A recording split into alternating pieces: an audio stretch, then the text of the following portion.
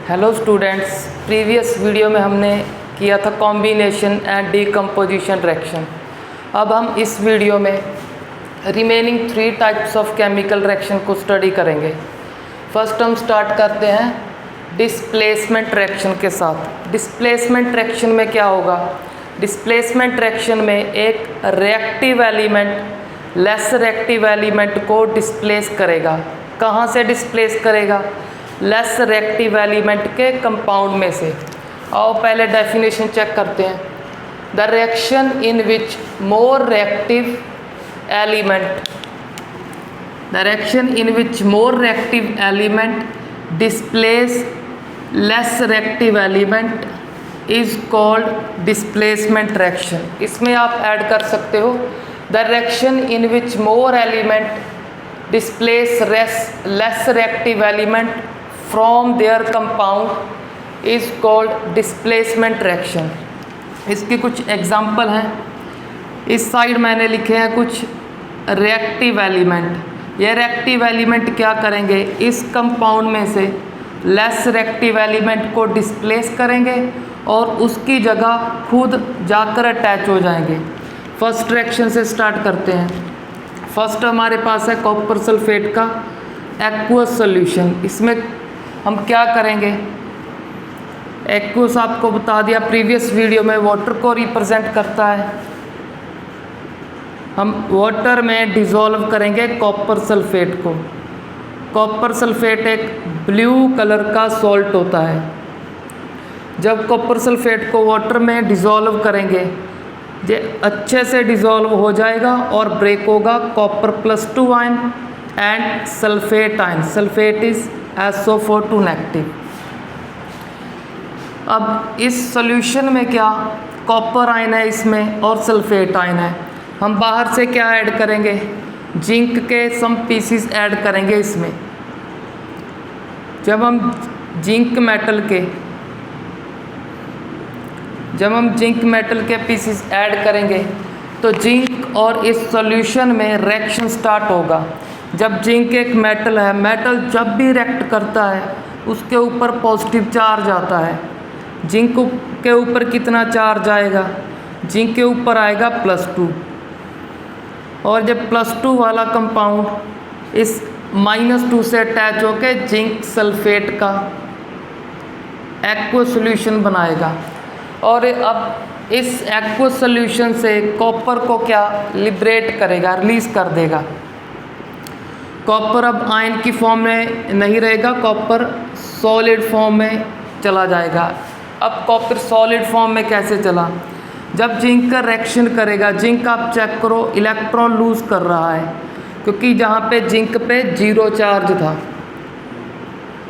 Zinc Zn+2 ion में change होने के लिए 2 इलेक्ट्रॉन लूज करेगा। उन 2 इलेक्ट्रॉन को कॉपर गेन करेगा और कॉपर चेंज हो जाएगा कॉपर सॉलिड में।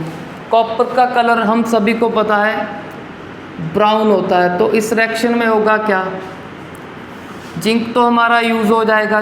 तो जब रिएक्शन होगी जिंक तो कम्प्लीटली यूज़ हो जाएगा। इस रिएक्शन में इस बीकर के बॉटम में ब्राउन कलर का कॉपर डिपॉजिट हो जाएगा। और इस रिएक्शन के लिए एक बात और याद कर लो, ये रिएक्शन एक्सोथर्मिक रिएक्शन है। एक्सोथर्मिक रिएक्शन क्या होता है? जिसमें हीट रिलीज होता है। तो इस रिएक्शन में हीट भी रिलीज होगा। हीट का कहाँ से पता चलेगा? इस बीकर का बॉटम थोड़ा हॉट हो जाएगा, उसकी वजह से हमें पता चल जाएगा ये रिएक्शन क्या है, एक एक्सोथर्मिक रिएक्शन है। अब हम स्टडी करते हैं सिमिलरली नेक्स्ट रिएक्शन को।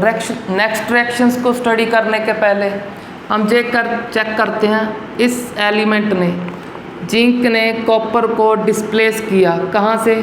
कॉपर के कंपाउंड से, और सिंपली हम ये कह सकते हैं कॉपर के सॉल्ट से। तो जिंक क्या हुआ? जिंक कॉपर से मोर रिएक्टिव है। हमें ये बता रही है ये reaction, zinc is more reactive than copper.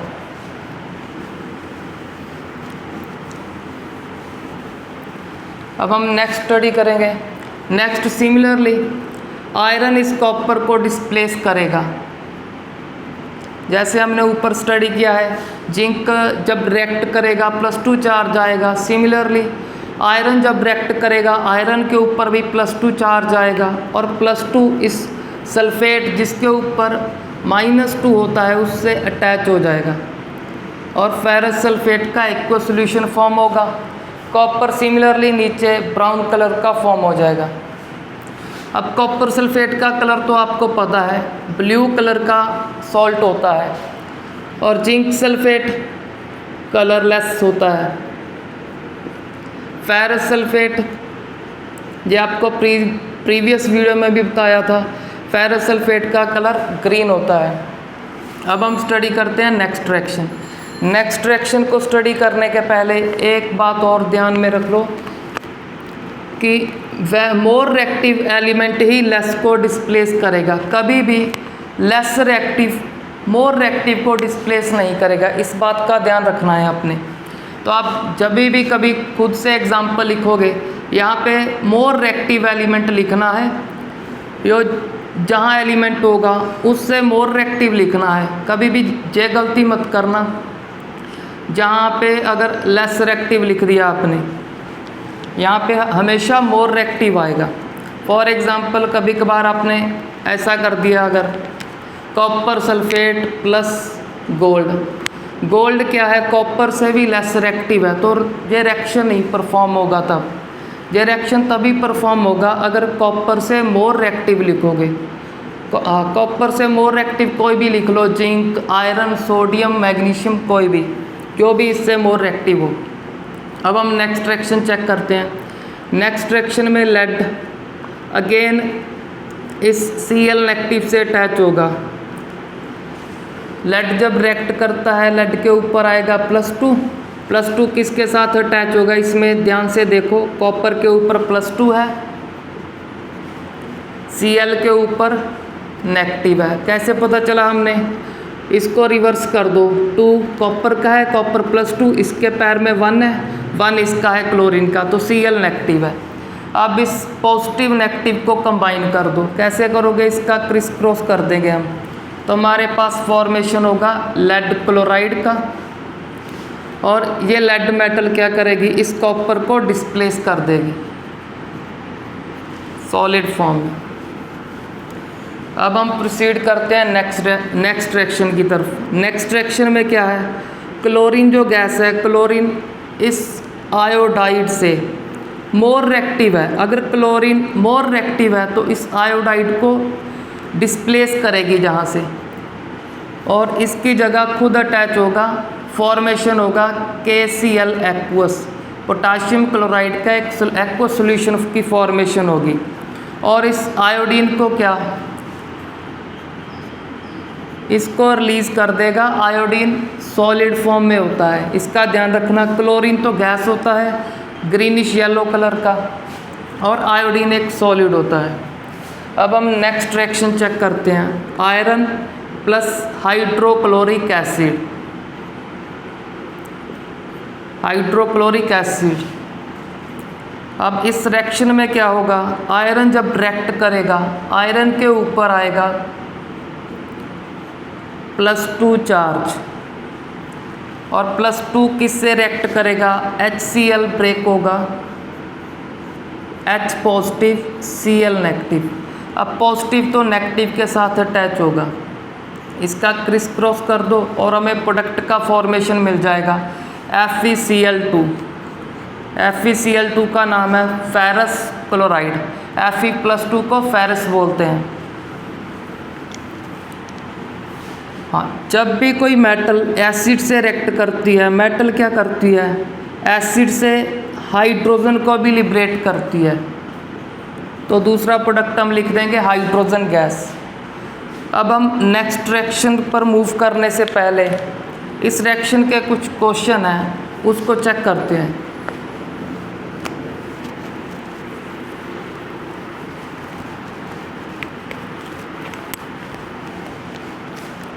इसका क्वेश्चन क्या है, इसका क्वेश्चन ये है, जब आयरन हाइड्रोक्लोरिक एसिड से रिएक्ट करता है तब FeCl3 का फॉर्मेशन क्यों नहीं होता। FeCl3 फॉर्म नहीं होता।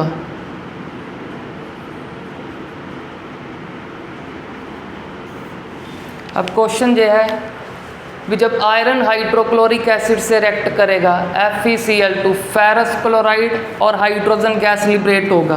क्वेश्चन में आपसे ये पूछ रहे हैं फेरिक क्लोराइड क्यों नहीं फॉर्म होता।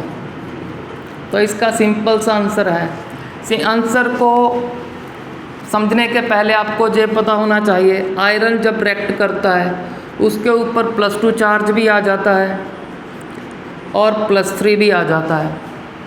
इस रिएक्शन में सिर्फ +2 ही आता है, तो +2 आएगा तो FeCl2 ही फॉर्म होगा। अब क्वेश्चन जो है +3 क्यों नहीं आया। अब चेक करो इस रिएक्शन में क्या फॉर्म हो रहा है। साथ में इस रिएक्शन में फॉर्म हो रहा है हाइड्रोजन। हाइड्रोजन क्या करेगा, एक्ट करेगा एज अ रिड्यूसिंग एजेंट। अब रिड्यूसिंग एजेंट का क्या काम होता है, रिड्यूसिंग एजेंट रिडक्शन कर देता है। अब ये रिड्यूसिंग एजेंट जो इस रिएक्शन में एज अ प्रोडक्ट फॉर्म हो रहा है, ये रिड्यूसिंग एजेंट इसको रिडक्शन करके Fe+2 में कन्वर्ट कर देगा। फर्दर इसका कन्वर्जन Fe+3 में होने से प्रिवेंट करेगा, रोकेगा। अगर इसका रिडक्शन करके उसको Fe+2 में कन्वर्ट कर देता है तो हमारे पास सॉल्यूशन में सिर्फ Fe+2 आयन होगा। अगर ओनली Fe+2 आयन है तो यही ही नेगेटिव के साथ अटैच होगा और FeCl2 का फॉर्मेशन होगा। अगर इस रिएक्शन में हाइड्रोजन गैस ना फॉर्म होता तो चांस थे तब फेरिक क्लोराइड की फॉर्मेशन के।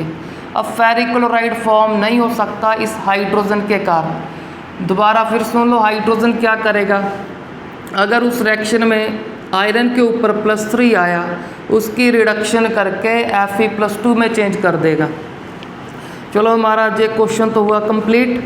अब नेक्स्ट स्टडी करते हैं लास्ट डिस्प्लेसमेंट रिएक्शन को। अब लास्ट डिस्प्लेसमेंट रिएक्शन में फेरिक ऑक्साइड एल्युमिनियम मेटल से रिएक्ट करेगा।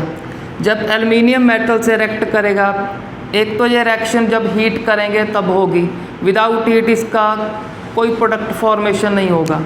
जब हम हीट करना स्टार्ट करेंगे एल्युमिनियम इस आयरन ऑक्साइड से रिएक्ट करेगा, किसका फॉर्मेशन होगा आप ये चेक करते हैं। पहले तो हम इसको ब्रेक करेंगे, Fe+3 ऑक्सीजन 2 नेगेटिव, Fe+3 को फेरिक बोलते हैं, O2 नेगेटिव को ऑक्साइड, तो इसलिए इसका नेम है फेरिक ऑक्साइड। अब एल्युमिनियम जब भी रिएक्ट करता है तो एल्युमिनियम के ऊपर +3 चार्ज आता है।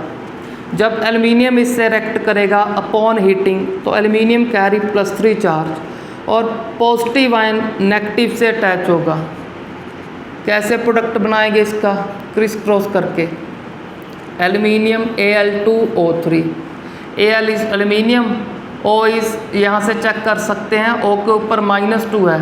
अगर O के ऊपर -2 है तो इसको ऑक्साइड बोलेंगे। Aluminium oxide plus iron liberate हो जाएगा इस रिएक्शन में। इस रिएक्शन में एक बात ध्यान रखनी है, ये रिएक्शन हीट करने पे ही स्टार्ट होगा।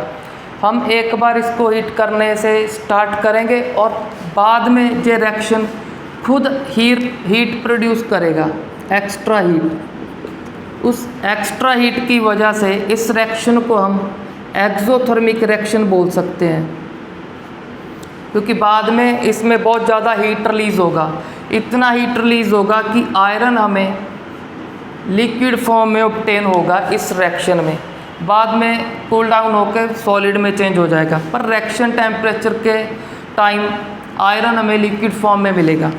इससे हमारा डिस्प्लेसमेंट रिएक्शन तो हुआ कंप्लीट। अब हम मूव करते हैं नेक्स्ट डबल डिस्प्लेसमेंट रिएक्शन के।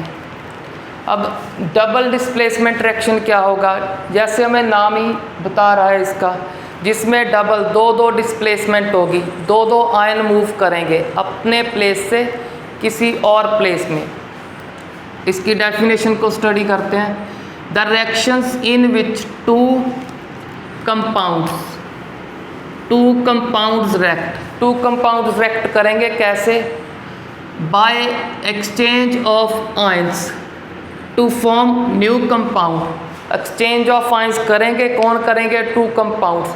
आयन का एक्सचेंज करने के बाद न्यू कंपाउंड की फॉर्मेशन करेंगे।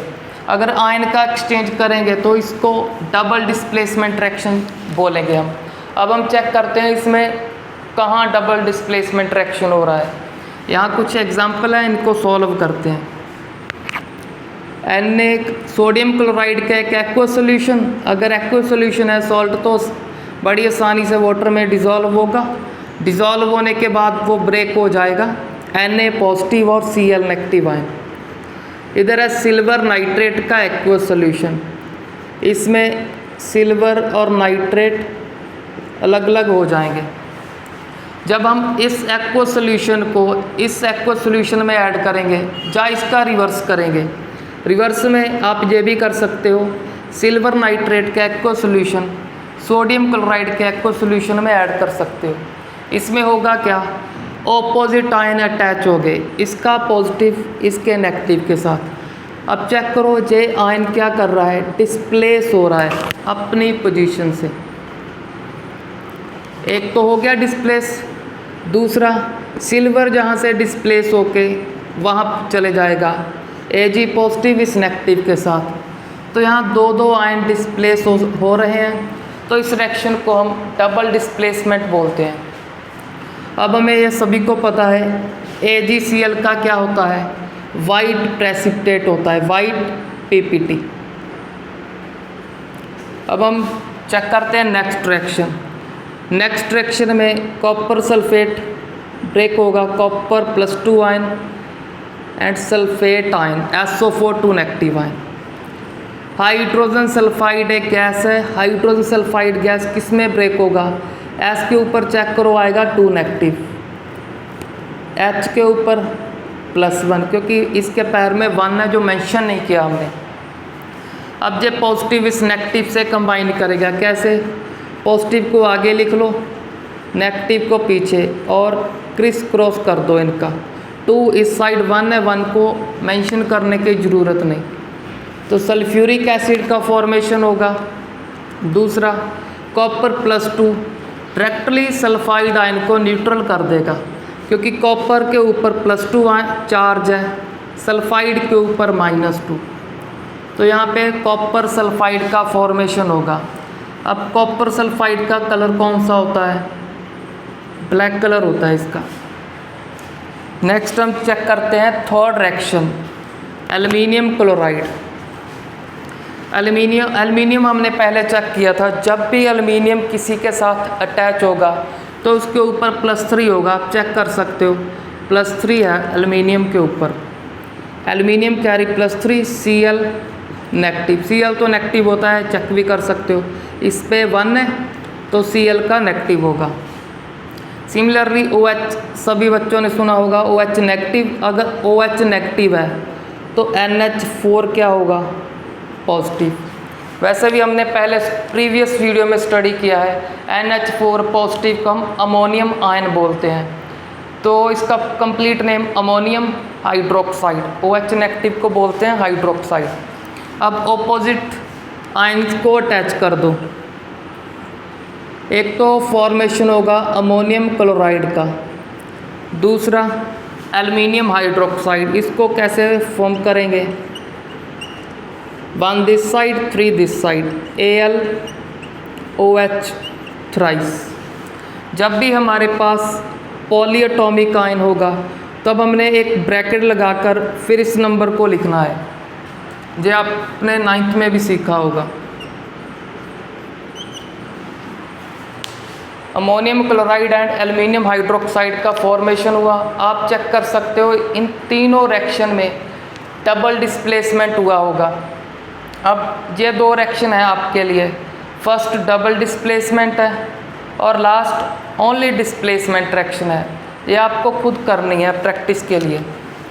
अब हम मूव करेंगे 5th type of chemical reaction. अब last type of chemical reaction को स्टार्ट करते हैं। लास्ट टाइप है redox reaction. Redox reaction, redox reaction नाम से ही बता रहा है, जिसमें रिडक्शन और ऑक्सीडेशन होगा। OX का मीनिंग है full form oxidation. Redox reaction उस रिएक्शन को बोलते हैं जिसमें एक सब्सटेंस का या एक एलिमेंट का रिडक्शन होगा, दूसरे एलिमेंट का ऑक्सीडेशन साइमल्टेनियसली। ये दोनों प्रोसेस साइमल्टेनियसली होंगे, तब हम इस रेडॉक्स रिएक्शन का एक एग्जाम्पल स्टडी करते हैं। एग्जाम्पल को स्टडी करने से पहले हम रिडक्शन और ऑक्सीडेशन की डेफिनेशन चेक करते हैं। सबसे पहले चेक करते हैं ऑक्सीडेशन। ऑक्सीडेशन की डेफिनेशन क्या है? Addition of oxygen. Addition of oxygen is called oxidation. अब हम इस डेफिनेशन को थोड़ा इलेबोरेट करते हैं। इलेबोरेट करने के लिए आपको ये पता होना चाहिए भी ऑक्सीजन क्या है। एक इलेक्ट्रोनेगेटिव एलिमेंट है। अगर इलेक्ट्रोनेगेटिव एलिमेंट है तो आप ये भी बोल सकते हो एडिशन ऑफ ऑक्सीजन और any electronegative element. Electronegative element. अब इलेक्ट्रोनेगेटिव क्या होता है? इलेक्ट्रोनेगेटिव उस एलिमेंट को बोलेंगे जिसके ऊपर नेगेटिव चार्ज आता है। इलेक्ट्रोनेगेटिव उस एलिमेंट को बोलेंगे जिसके ऊपर नेगेटिव, जैसे ऑक्सीजन के ऊपर नेगेटिव आता है, क्लोरीन के ऊपर फ्लोरीन, तो ये सभी क्या है? इलेक्ट्रोनेगेटिव एलिमेंट है। और जिस एलिमेंट के ऊपर पॉजिटिव चार्ज आएगा उसको हम इलेक्ट्रोपॉजिटिव एलिमेंट बोलेंगे। इलेक्ट्रोपॉजिटिव एलिमेंट जिसके ऊपर पॉजिटिव आएगा, जैसे H positive, Na positive, Fe+2, ये सारे इलेक्ट्रोपॉजिटिव एलिमेंट हैं। अब ऑक्सीडेशन की डेफिनेशन को कंप्लीट करते हैं। एडिशन ऑफ ऑक्सीजन और एनी इलेक्ट्रोनेगेटिव एलिमेंट एंड, अब एडिशन की तो बात हो गई, रिमूवल की भी करेंगे इसमें। रिमूवल में क्या बोल सकते हैं हम? रिमूवल में बोलेंगे रिमूवल ऑफ हाइड्रोजन, और हाइड्रोजन क्या है? एक इलेक्ट्रोपॉजिटिव एलिमेंट, तो हम बोल सकते हैं रिमूवल ऑफ हाइड्रोजन और any electropositive element. Any electropositive element is called oxidation. अब हमारी ऑक्सीडेशन की डेफिनेशन कंप्लीट हो गई। एडिशन ऑफ ऑक्सीजन और any electronegative element and removal of hydrogen और any electropositive element is called oxidation. अब हम स्टडी करेंगे रिडक्शन की डेफिनेशन।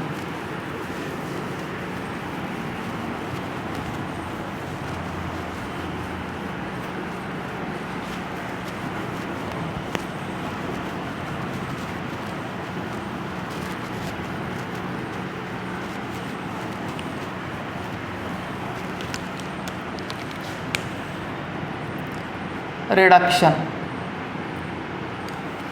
ऑक्सीडेशन और रिडक्शन क्या है? ऑक्सीडेशन और रिडक्शन एक दूसरे का जस्ट रिवर्स है। तो ऑक्सीडेशन की डेफिनेशन हमने स्टडी कर ली, इसका रिवर्स करेंगे अब जहाँ पे। तो रिडक्शन में क्या बोलेंगे? Addition of hydrogen. ऑक्सीडेशन में क्या था? रिमूवल ऑफ हाइड्रोजन, वहाँ पे बोल दिया एडिशन ऑफ हाइड्रोजन। अब हाइड्रोजन क्या है? एक इलेक्ट्रोपॉजिटिव एलिमेंट, और ये भी बोल सकते हैं और addition of any electropositive element. Electropositive element and removal में क्या बोलेंगे? Removal of oxygen. ऑक्सीडेशन में क्या किया था? ऑक्सीजन का एडिशन, इसमें रिडक्शन रिवर्स है ऑक्सीडेशन का, तो रिमूवल ऑफ ऑक्सीजन। अब ऑक्सीजन एक इलेक्ट्रोनेगेटिव एलिमेंट है, तो यह भी बोल सकते हैं और रिमूवल ऑफ एनी इलेक्ट्रोनेगेटिव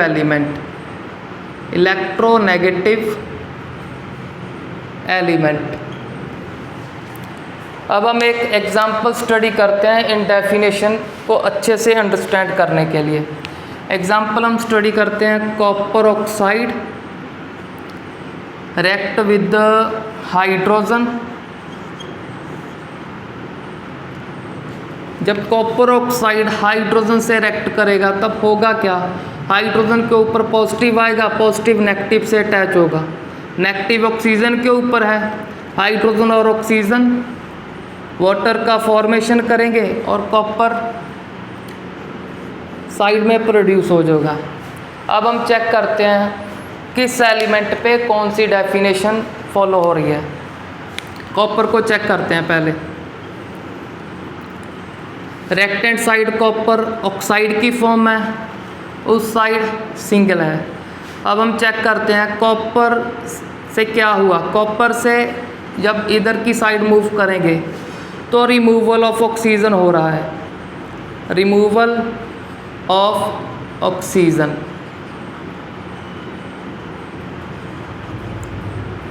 अब रिमूवल ऑफ ऑक्सीजन को क्या बोलते हैं, रिमूवल ऑफ ऑक्सीजन को चेक करो, रिडक्शन बोलते हैं। तो इस रिएक्शन में कॉपर आयन का रिडक्शन हो रहा है। अब हम हाइड्रोजन को चेक करते हैं। हाइड्रोजन के पास क्या हो रहा है, हाइड्रोजन के पास ऑक्सीजन ऐड हो रहा है। अगर ऐड हो रहा है तो ये एडिशन ऑफ ऑक्सीजन है। एडिशन ऑफ ऑक्सीजन को क्या बोलते हैं, ऑक्सीडेशन। ऑक्सीडेशन। तो इस रिएक्शन में इस हाइड्रोजन का ऑक्सीडेशन हो गया। क्यों, क्योंकि हाइड्रोजन के पास ऑक्सीजन ऐड हो रहा है। अगर ऑक्सीजन ऐड हो गया, एडिशन ऑफ ऑक्सीजन को ऑक्सीडेशन बोलेंगे। चलो ये रिएक्शन तो हमें हुआ क्लियर। अब नेक्स्ट रिएक्शन को स्टडी करते हैं।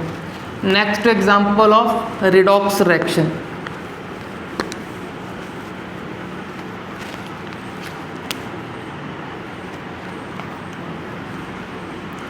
नेक्स्ट रिएक्शन में हाइड्रोजन सल्फाइड का रिएक्शन करवाएंगे क्लोरीन गैस के साथ। अब इस रिएक्शन में क्या होगा, H पॉजिटिव सिंपली जब क्लोरीन रिएक्ट करेगा उसके ऊपर नेगेटिव चार्ज आएगा तो पॉजिटिव नेगेटिव से अटैच होगा और साइड में सल्फर का फॉर्मेशन होगा।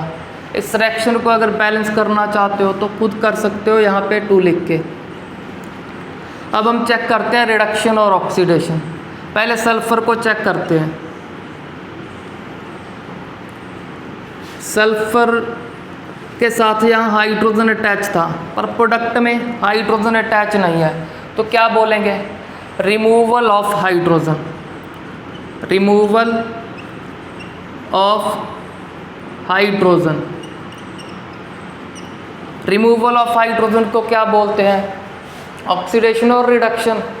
रिमूवल ऑफ हाइड्रोजन को हम बोलते हैं ऑक्सीडेशन। चेक कर सकते हो, removal of hydrogen is called oxidation. तो इस सल्फर का क्या हो गया, ऑक्सीडेशन हो गया।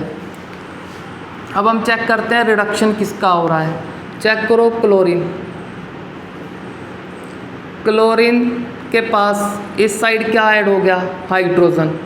अब यहाँ पे लिख सकते हैं हम एडिशन ऑफ हाइड्रोजन। अब एडिशन ऑफ हाइड्रोजन को क्या बोलते हैं, रिडक्शन। चेक कर सकते हो, addition of hydrogen is called reduction. चलो हमने ये तो सीख लिया ऑक्सीडेशन और रिडक्शन क्या होता है। अब हम चेक करते हैं ऑक्सीडाइजिंग एजेंट और रिड्यूसिंग एजेंट।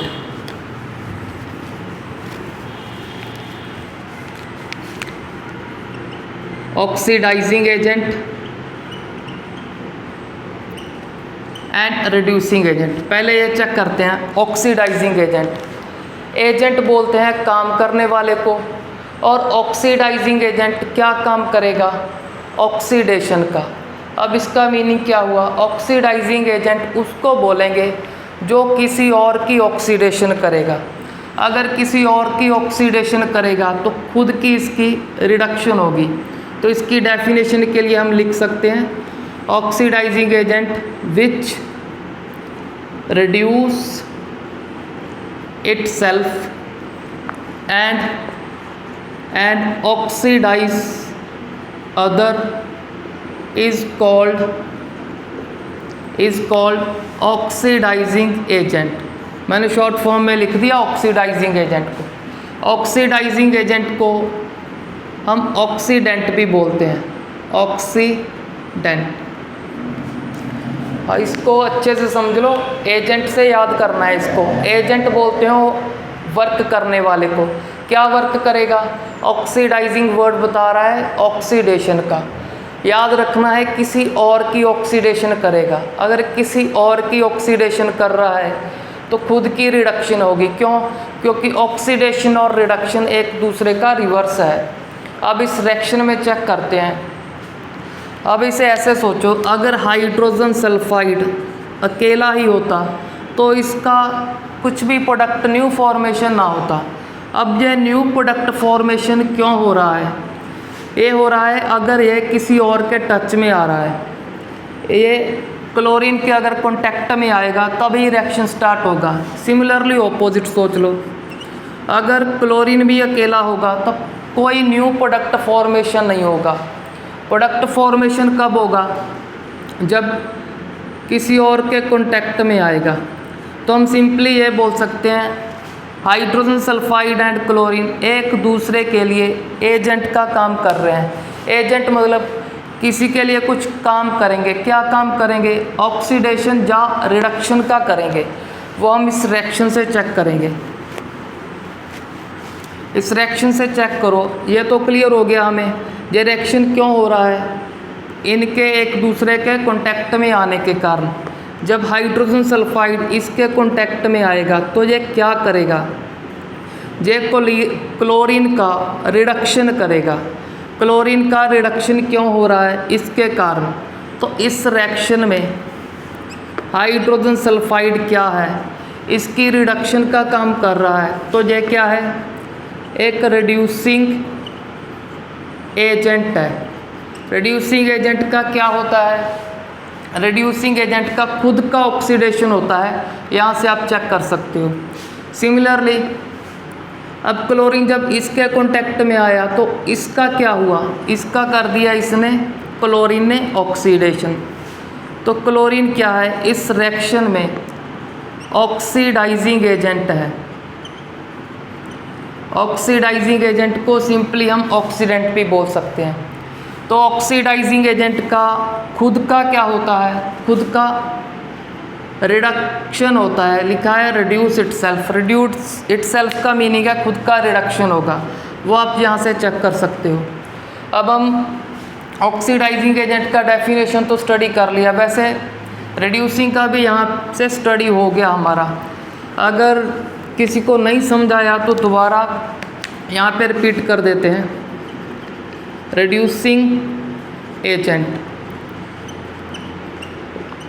जैसे ऑक्सीडाइजिंग एजेंट का अदर नेम है ऑक्सीडेंट, रिड्यूसिंग एजेंट का अदर नेम है रिडक्टेंट। अब एजेंट से ही इसको याद करना है। एजेंट बोलते हैं काम करने वाले को। क्या काम करेगा? दूसरे की रिडक्शन का। तो लिखेंगे हम, अगर दूसरे को रिड्यूस करेगा खुद को क्या करेगा? ऑक्सीडाइज। तो लिखेंगे oxidize itself and reduce other is called reducing agent. तो हमारा इससे रिडक्स रिएक्शन का कंसेप्ट कंप्लीट हो गया। रिडक्शन कर लिया, ऑक्सीडेशन और ऑक्सीडाइजिंग एंड रिड्यूसिंग एजेंट हो गए हमारे। अब हम रिडक्शन और ऑक्सीडेशन का एक न्यू कंसेप्ट भी सीखते हैं। न्यू कंसेप्ट का एक नेम है electronic concept. Electronic concept of reduction and oxidation. Electronic concept of reduction and oxidation. अब इसमें क्या बोलेंगे, इलेक्ट्रॉन के अकॉर्डिंग बोलेंगे हम रिडक्शन और ऑक्सीडेशन की डेफिनेशन। अब इस डेफिनेशन के अकॉर्डिंग छोटी सी डेफिनेशन है ऑक्सीडेशन की और छोटी सी डेफिनेशन रिडक्शन की। ऑक्सीडेशन किसे बोलेंगे, लॉस ऑफ इलेक्ट्रॉन को, loss of electrons is called oxidation. अगर कोई इलेक्ट्रॉन को लूज करेगा तो उसका ऑक्सीडेशन हो रहा है। रिडक्शन क्या होगा, रिडक्शन इसका रिवर्स है। रिवर्स में क्या, इसमें लॉस है तो उसमें गेन होगा। Gain of electrons is called reduction. अगर कोई इलेक्ट्रॉन गेन कर रहा है तो उसका रिडक्शन हो रहा है। चलो इस रिएक्शंस में चेक करते हैं कि रिडक्शन और ऑक्सीडेशन, लूज और गेन कौन कर रहा है। लूज और गेन को समझने के लिए आपको चार्ज फाइंड करने आने चाहिए। जैसे हम जहाँ चेक करेंगे सल्फाइड के ऊपर क्या है, 2 नेगेटिव। चलो मैं यहाँ लिखता हूँ H पॉजिटिव S2 नेगेटिव। यहाँ पे क्या होगा,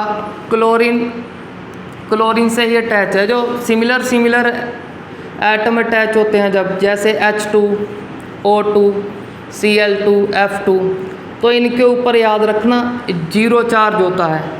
अगर एटम खुद से ही अटैच होगा, अगर हाइड्रोजन से ही अटैच होगा तो हाइड्रोजन के ऊपर 0 चार्ज आएगा। अब चेक करो, क्लोरीन खुद क्लोरीन से ही अटैच हुआ है तो यहाँ पे 0 चार्ज है। यहाँ पे H पे पॉजिटिव होगा +1, क्लोरीन -1। सल्फर अकेला ही है, अगर अकेला है चेक करो कोई चार्ज है, कोई चार्ज नहीं लिखा तो यहाँ पे 0 है। अब हम चेक करते हैं सल्फर कहाँ से कहाँ मूव कर रहा है। सल्फर चेक करो -2 से 0 पे मूव कर रहा है। अब -2 से 0 कब आएगा, जब इलेक्ट्रॉन को कोई लूज़ करेगा, क्योंकि इलेक्ट्रॉन के ऊपर नेगेटिव होता है। अगर कोई 2 इलेक्ट्रॉन लूज़ करेगा तो 2 नेगेटिव से 0 पे चला जाएगा, जहाँ पर क्या हो रहा है, लॉस ऑफ इलेक्ट्रॉन। अगर लॉस ऑफ इलेक्ट्रॉन है तो इसको हम क्या बोलेंगे, ऑक्सीडेशन। अब हम चेक करते हैं क्लोरीन 0 से अप्रोच कर रहा है -1। 0 से -1 कब आएगा, जब इस क्लोरीन में एक इलेक्ट्रॉन मतलब एक नेगेटिव ऐड होगा। अगर एक नेगेटिव ऐड होगा तो ये करेगा gain of electron. Gain of electron को क्या बोलते हैं, रिडक्शन। तो हमने इलेक्ट्रॉनिक कॉन्सेप्ट के अकॉर्डिंग भी ऑक्सीडेशन और रिडक्शन को सीख लिया। अब हम चेक करेंगे नेक्स्ट टॉपिक।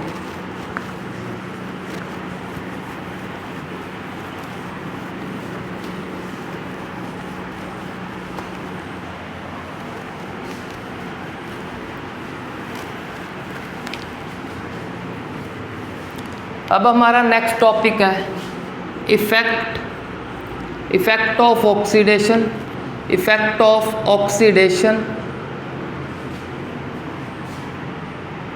इन डेली लाइफ और एवरीडे लाइफ। अब डेली लाइफ में ऑक्सीडेशन का क्या इफ़ेक्ट है। ऑक्सीडेशन का डेली लाइफ में थोड़ा सा बैड इफ़ेक्ट है। वो बैड इफ़ेक्ट हम 2 टर्मिनोलॉजी में स्टडी करेंगे। फर्स्ट है क्रोजन, नेक्स्ट है रेंसिडिटी।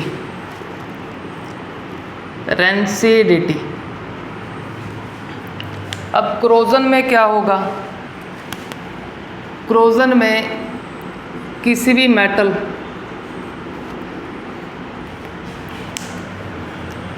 क्रोजन प्रोसेस में जो मेटल है, जब किसी भी मेटल का क्रोजन प्रोसेस स्टार्ट होता है तो मेटल क्या डिस्ट्रॉय होना स्टार्ट हो जाता है। अब इस मेटल को कौन डिस्ट्रॉय करता है, इसको डिस्ट्रॉय करता है एयर, सिंपली आप बोल सकते हो ऑक्सीजन और मॉइस्चर।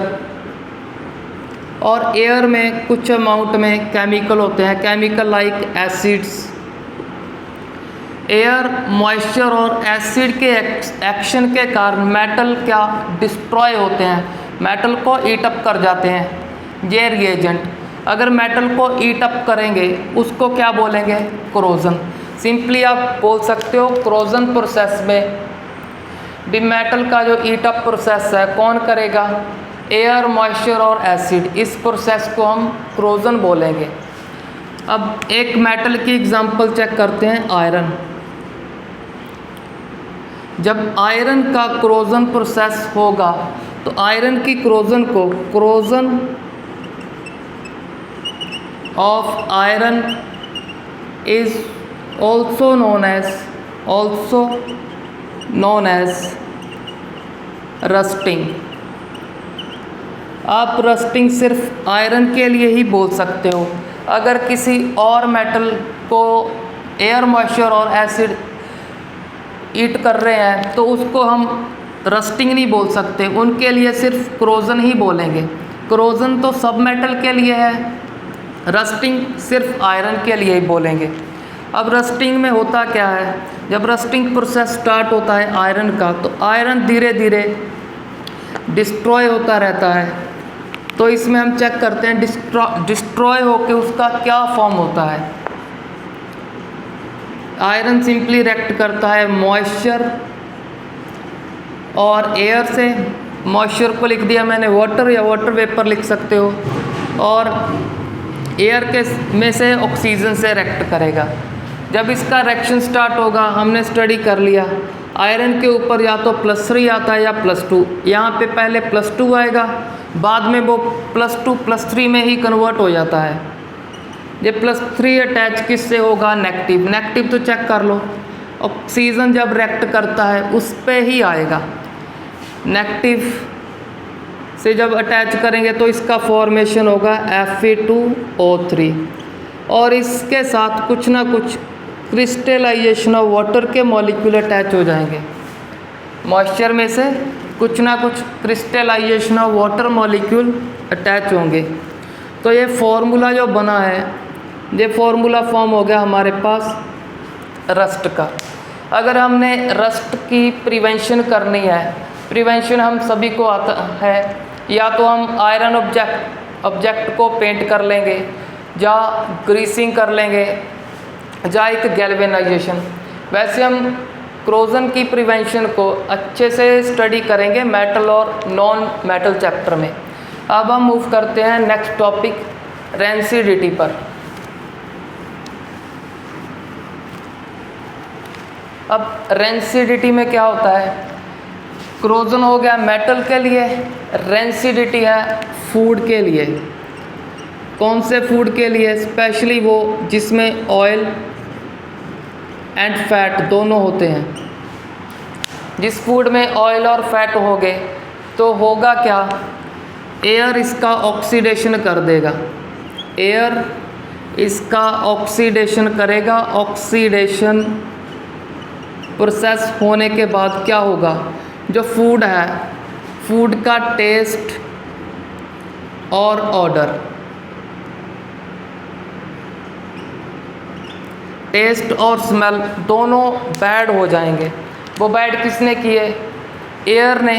और एयर के साथ कुछ और फिनोमिने वर्क करते हैं, जैसे लाइट क्या करता है, सनलाइट। फूड की जो पॉइजनिंग है, जो रेंसिडिटी प्रोसेस में होगी, उस फूड को पॉइजन करने में, उसका टेस्ट और ऑर्डर बैड करने में हेल्प करेगा, फास्ट कर देगा। तो रेंसिडिटी कौन कौन फैक्टर करते हैं, एयर, लाइट और सम माइक्रो ऑर्गेनिज्म, या सिंपली बैक्टीरिया बोल सकते हो।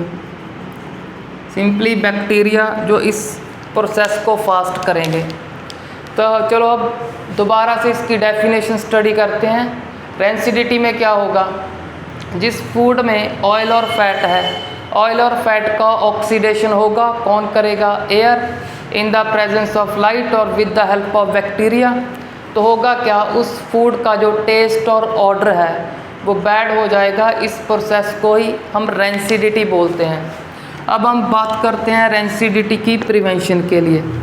फूड की रेंसिडिटी होने से कैसे हम फूड को प्रिवेंट करेंगे। प्रिवेंशन के लिए टोटल 4 और 5 मेथड हैं, उनको चेक करते हैं हम।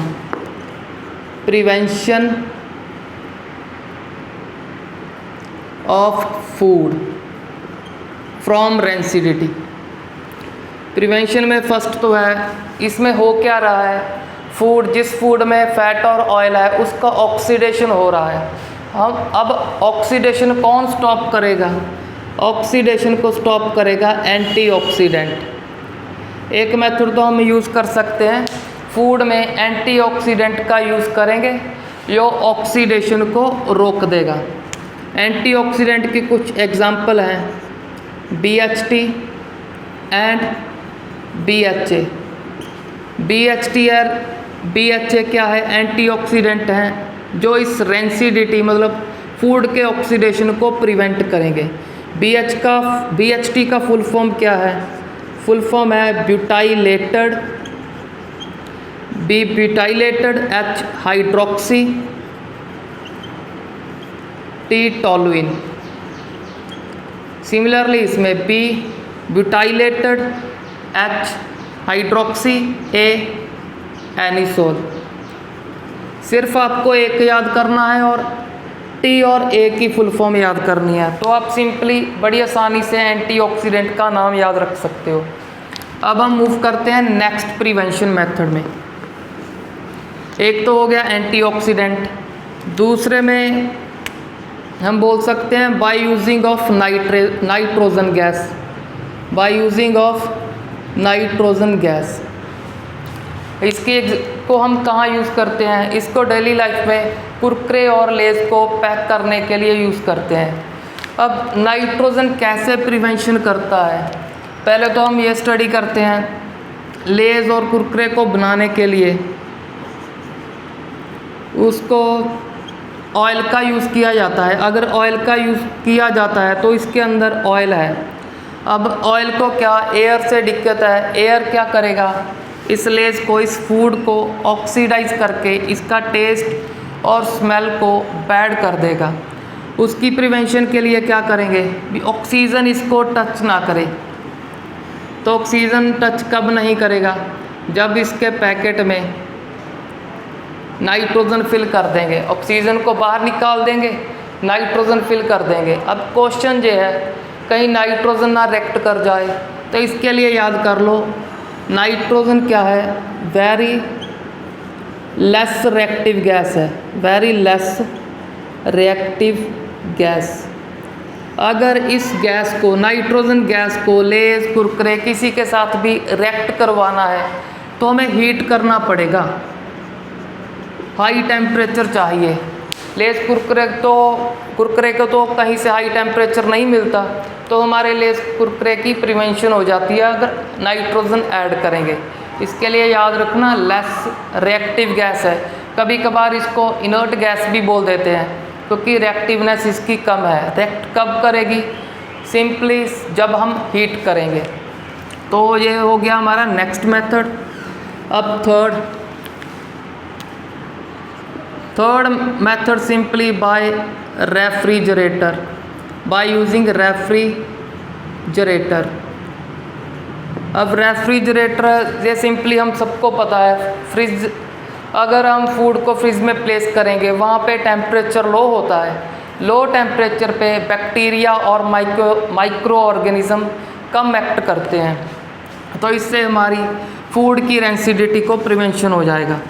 नेक्स्ट फोर्थ, ये तो हो गया हमारे 3। नेक्स्ट फोर्थ है हमारा प्रिवेंशन फ्रॉम लाइट। अब हमने क्या करना है, जो फूड है, फूड की रेंसिडिटी को कौन फास्ट करता है, लाइट। अब जिस फूड में ऑयल और फैट है उसको लाइट, सनलाइट से दूर रखना है। अगर सनलाइट से दूर रखेंगे तो रेंसिडिटी भी कम होगा। लास्ट वन फूड को पैक कर दो किसी एयर टाइट कंटेनर में। अगर हम एयर टाइट कंटेनर में फूड को पैक करेंगे तो फूड के पास ऑक्सीजन की सप्लाई बंद हो जाएगी, तो रेंसिडिटी से प्रिवेंशन हो जाएगी। इस टॉपिक के साथ हमारा ये चैप्टर कंप्लीट हो गया। Thanks for watching.